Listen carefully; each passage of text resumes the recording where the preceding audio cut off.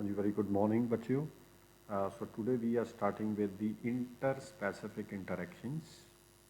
So last time ਬੱਚਿਓ ਆਪਾਂ ਕੀਤੀਆਂ ਸੀ intraspecific interactions ਜਿਹੜੀਆਂ ਕਿ in between the same species ਹੁੰਦੀਆਂ, ਪਰ ਇੱਥੇ ਵੀ ਆ starting with the interspecific interactions ਜਿਹੜੀਆਂ ਕਿ ਹੋਣਗੀਆਂ different species ਦੇ ਵਿਚਕਾਰ, ਜਿੱਦਾਂ we can have a dog versus a cat. So that is an interaction of the different species.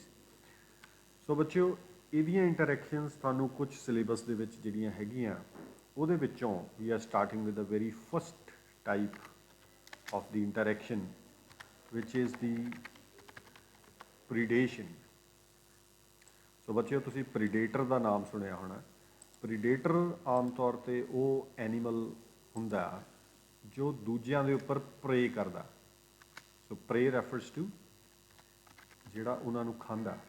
So actually ਜਿਹੜਾ ਪ੍ਰੀਡੇਟਰ ਆ ਐਕਚੁਅਲੀ ਇਹ ਆਪਣੀ ਪ੍ਰੇ ਨੂੰ ਮਾਰ ਕੇ ਖਾਂਦਾ. So this is a very important thing.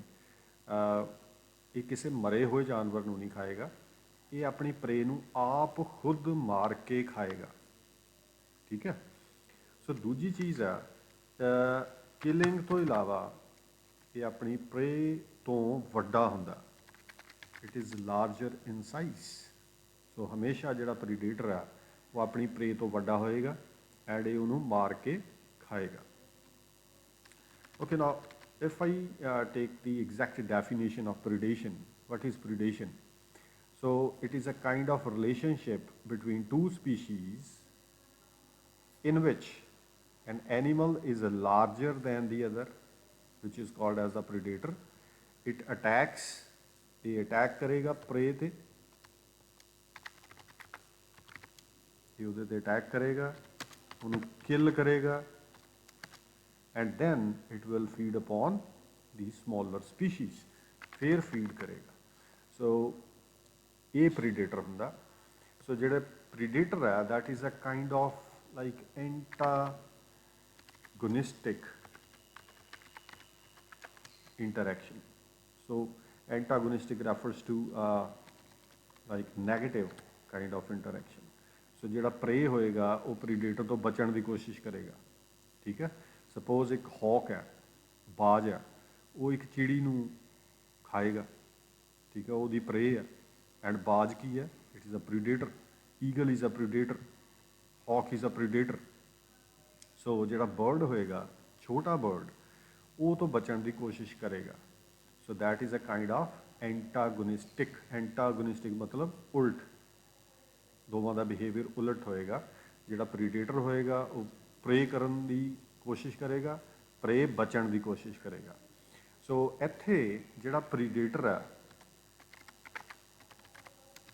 ਜਿਹੜਾ ਕਿ ਵੱਡਾ ਵੀ ਹੈਗਾ ਸਾਈਜ਼ ਦੇ ਵਿੱਚ, ਇਹ ਹਮੇਸ਼ਾ ਫਾਇਦੇ ਦੇ ਵਿੱਚ ਰਹੇਗਾ. ਸੋ ਇੱਥੇ ਆਪਾਂ ਇਹਨੂੰ ਪਲੱਸ ਸਾਈਨ ਦੇ ਨਾਲ ਸ਼ੋ ਕਰਾਂਗੇ. ਅਤੇ ਜਿਹੜਾ ਪ੍ਰੇ ਹੋਏਗਾ ਇਹ ਹਮੇਸ਼ਾ ਨੈਗੇਟਿਵਿਟੀ ਦੇ ਵਿੱਚ ਰਹੇਗਾ, ਇਹਨੂੰ ਹਮੇਸ਼ਾ ਹੀ ਨੁਕਸਾਨ ਹੋਏਗਾ. ਸੋ ਬੱਚਿਓ ਇਸ ਚੀਜ਼ ਨੂੰ ਪ੍ਰੂਵ ਕਰਨ ਲਈ, ਪ੍ਰੀਡੇਸ਼ਨ ਨੂੰ ਪ੍ਰੂਵ ਕਰਨ ਲਈ ਇੱਕ ਗੌਜ਼ ਨੇ ਐਕਸਪੈਰੀਮੈਂਟ ਕੀਤਾ.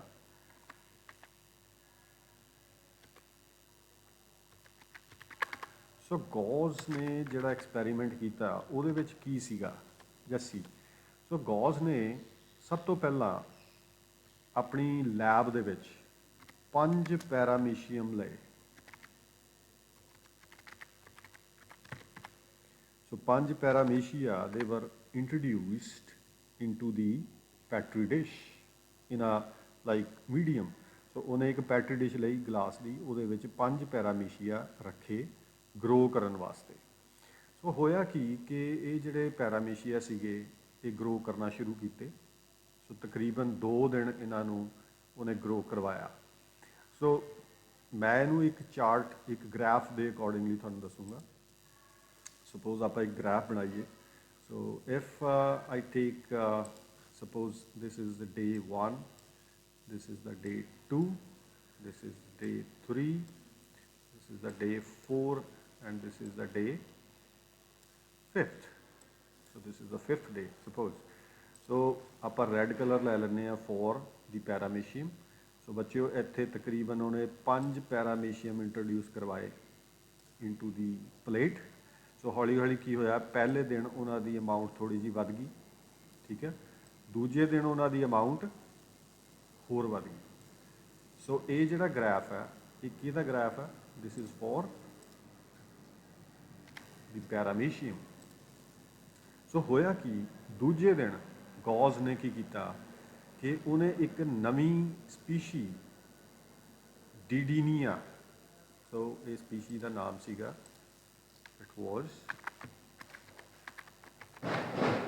ਇਟ ਇਜ਼ ਡਿਡੀਨੀਆ, ਇਹਨੂੰ ਡਿਡੀਨੀਅਮ ਨੈਚਟੂਟਮ ਵੀ ਕਹਿੰਦੇ ਆ।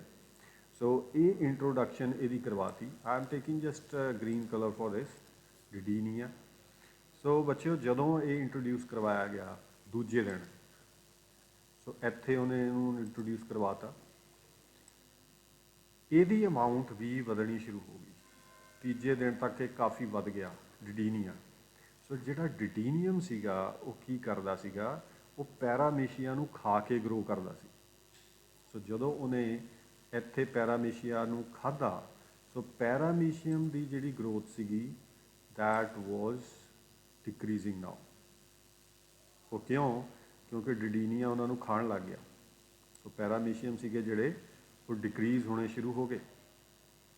ਐਂਡ ਹੌਲੀ ਹੌਲੀ ਜਿਹੜਾ ਡਿਡੀਨੀਅਮ ਸੀਗਾ ਉਹ ਕਾਫੀ ਗਰੋ ਕਰ ਗਿਆ,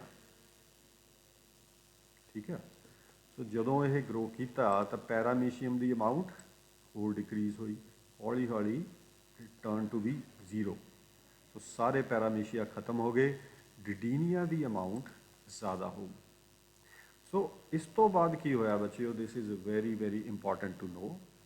ਅੱਛਾ ਹੁਣ ਮੈਨੂੰ ਦੱਸੋ ਵੀ ਇੱਕ ਪ੍ਰੀਡੇਟਰ ਇੱਕ ਈਕੋਸਿਸਟਮ ਦੇ ਵਿੱਚ ਪਿਆ ਹੋਵੇ ਅਤੇ ਉਹਦਾ ਪ੍ਰੇ ਨਾ ਹੋਵੇ, ਜਿਹਨੂੰ ਉਹਨੇ ਖਾਣਾ ਉਹ ਨਾ ਹੋਵੇ।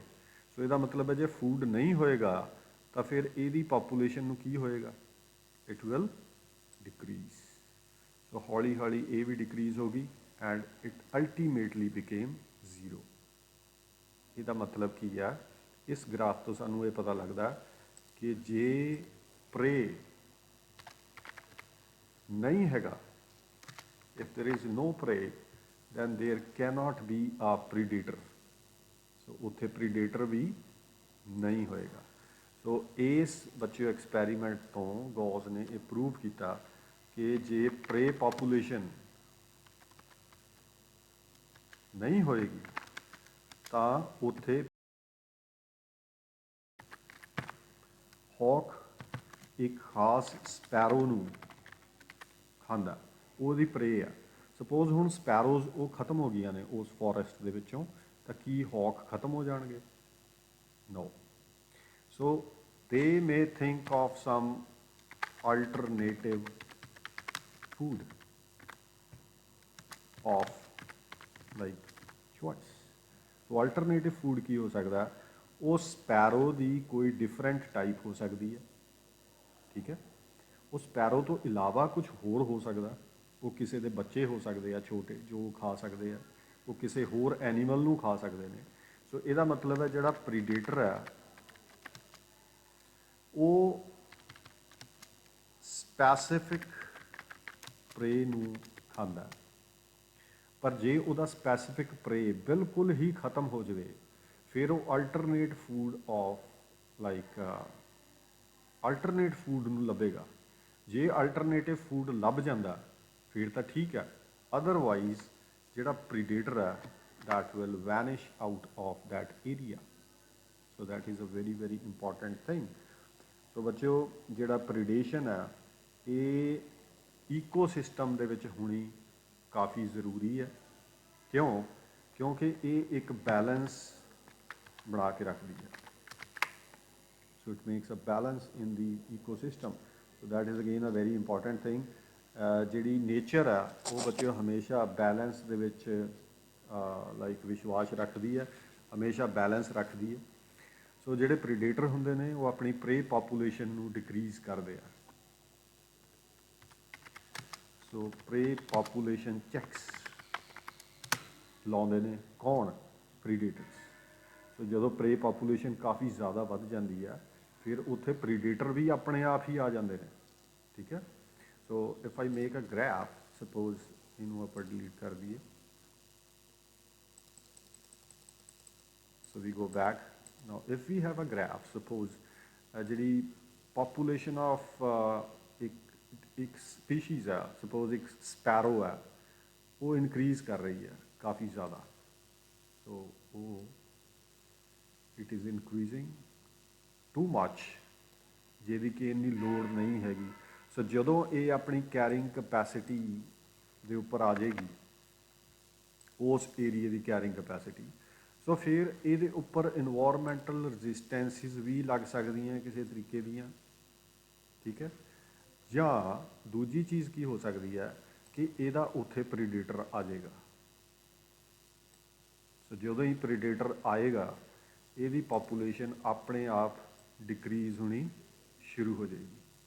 So it will be decrease and ਇਹ ਉਸ ਥਾਂ ਦੇ ਉੱਤੇ ਇੱਕ ਥਾਂ 'ਤੇ ਸਸਟੇਨ ਕਰ ਜਾਏਗਾ ਜਿੱਥੇ ਕਿ ਜਿੰਨੀ ਕੁ ਪਾਪੂਲੇਸ਼ਨ ਇਹਦੀ ਪ੍ਰੀਡੇਟਰ ਬਣਾ ਦੇਗਾ। ਸੋ ਇੱਥੇ ਪ੍ਰੀਡੇਟਰ ਅਤੇ ਸਪੀਸ਼ੀਜ਼ ਦੋਵੇਂ ਇੱਕ ਟਾਈਪ ਦੇ ਬੈਲੈਂਸ ਦੇ ਵਿੱਚ ਆ ਜਾਣਗੀਆਂ, ਦੋਵਾਂ ਦੀਆਂ ਜਿਹੜੀਆਂ ਪਾਪੂਲੇਸ਼ਨਸ ਆ। ਸੋ ਪ੍ਰੀਡੇਟਰ ਦੀ ਵੀ ਪਾਪੂਲੇਸ਼ਨ ਬੈਲੈਂਸ 'ਚ ਆ ਜਾਏਗੀ ਅਤੇ ਪ੍ਰੇ ਦੀ ਪਾਪੂਲੇਸ਼ਨ ਵੀ ਬੈਲੈਂਸ ਦੇ ਵਿੱਚ ਰਹੇਗੀ। ਸੋ ਇਹੀ ਇੱਕ ਇੰਪੋਰਟੈਂਟ ਚੀਜ਼ ਹੈ ਜਿਹੜੀ ਕਿ ਸਾਨੂੰ ਇਨਵਾਇਰਮੈਂਟ ਦੇ ਵਿੱਚ ਚਾਹੀਦੀ ਹੈ, ਦੈਟ ਇਜ਼ ਦਾ ਬੈਲੈਂਸ। ਸੋ ਜਦੋਂ ਆਪਾਂ ਫੂਡ ਚੇਨਸ ਬੱਚੇ ਪੜ੍ਹਦੇ ਹਾਂ ਤਾਂ ਆਪਾਂ ਇਹ ਪੜ੍ਹਦੇ ਹਾਂ ਕਿ ਇੱਕ ਸਪੀਸ਼ੀ ਨੂੰ ਦੂਜੀ ਸਪੀਸ਼ੀ ਖਾ ਜਾਂਦੀ ਹੈ। ਸੋ ਉੱਥੇ ਕੀ ਹੁੰਦਾ ਕਿ ਇੱਕ ਟ੍ਰੋਫਿਕ ਲੈਵਲ ਹੈ, ਉਹਨੂੰ ਖਾ ਜਾਂਦਾ ਦੂਜਾ ਟ੍ਰੋਫਿਕ ਲੈਵਲ, ਉਹਨੂੰ ਖਾ ਜਾਂਦਾ ਤੀਜਾ traffic level and so on. ਸੋ ਇਹਦਾ ਮਤਲਬ ਹੈ ਸਾਰਿਆਂ ਦੇ ਉੱਪਰ ਚੈੱਕਸ ਹੈਗੇ ਨੇ, ਹਰੇਕ ਪਾਪੂਲੇਸ਼ਨ ਦੇ ਉੱਪਰ ਚੈੱਕ ਹੈ। ਫਸਟ ਦੇ ਉੱਪਰ ਵੀ ਹੈ, ਚਾਹੇ ਫਸਟ ਗ੍ਰਾਸ ਹੈ। ਸੋ ਗ੍ਰਾਸ ਦੀ ਓਵਰ ਪਾਪੂਲੇਸ਼ਨ ਨੂੰ ਵੀ ਰੋਕਿਆ ਜਾਂਦਾ, ਠੀਕ ਹੈ। ਸੋ ਦੂਜੇ ਹਰਬੀਵੋਰਸ ਹੁੰਦੇ ਨੇ, ਆਮ ਤੌਰ 'ਤੇ ਘਾਹ ਖਾਣ ਵਾਲੇ ਹਰਬੀਵੋਰਸ, ਉਹ ਦੂਜੇ ਲੈਵਲ 'ਤੇ ਆਉਂਦੇ ਆ। ਇਹਨਾਂ ਦੀ ਪਾਪੂਲੇਸ਼ਨ ਜ਼ਿਆਦਾ ਨਾ ਵੱਧ ਜੇ, ਸਪੋਜ਼ ਗ੍ਰਾਸ ਬਹੁਤ ਜ਼ਿਆਦਾ ਹੈਗਾ, ਸੋ ਜੇ ਗ੍ਰਾਸ ਜ਼ਿਆਦਾ ਹੋਏਗਾ ਤਾਂ ਹਰਬੀਵੋਰਸ ਦੀ ਅਮਾਊਂਟ ਵੀ ਵੱਧ ਜਾਏਗੀ, ਓਬਵੀਅਸ ਹੈ। ਜੇ ਫੂਡ ਵਧੀਆ ਹੈਗਾ, ਸ਼ੈਲਟਰ ਅੱਛਾ ਹੈਗਾ, ਸਪੇਸ ਅੱਛੀ ਹੈਗੀ, ਤਾਂ ਉਹਨਾਂ ਦੀ ਪਾਪੂਲੇਸ਼ਨ ਵੀ ਵਧੇਗੀ। ਸੋ ਜਦੋਂ ਪਾਪੂਲੇਸ਼ਨ ਇਹਨਾਂ ਦੀ ਵੱਧ ਜਾਏਗੀ ਤਾਂ ਕਾਰਨੀਵੋਰਸ ਵੀ ਉੱਥੇ ਜ਼ਿਆਦਾ ਆ ਜਾਣਗੇ ਉਹਨਾਂ ਨੂੰ ਖਾਣ ਵਾਸਤੇ। ਸੋ ਇਹਨਾਂ ਦੀ ਪਾਪੂਲੇਸ਼ਨ ਵੀ ਵਧੇਗੀ। ਸੋ ਇਹ ਕਦੋਂ ਤੱਕ ਵਧਣਗੀਆਂ? ਜਦੋਂ ਤੱਕ ਉਸ ਏਰੀਏ ਦਾ ਇਨਵਾਇਰਮੈਂਟ ਇਹਨਾਂ ਨੂੰ ਵਧਾਏਗਾ, ਠੀਕ ਹੈ। ਸੋ ਇਹੀ ਕੈਰਿੰਗ ਕਪੈਸਿਟੀ ਹੈ ਐਂਡ ਕੈਰਿੰਗ ਕਪੈਸਿਟੀ ਇਹਨਾਂ ਦੀ ਪਾਪੂਲੇਸ਼ਨ ਦੇ ਉੱਤੇ ਚੈੱਕ ਜ਼ਰੂਰ ਲਾਉਂਦੀ ਹੈ। ਸੋ this is called as the significance of the, you can say, the predation.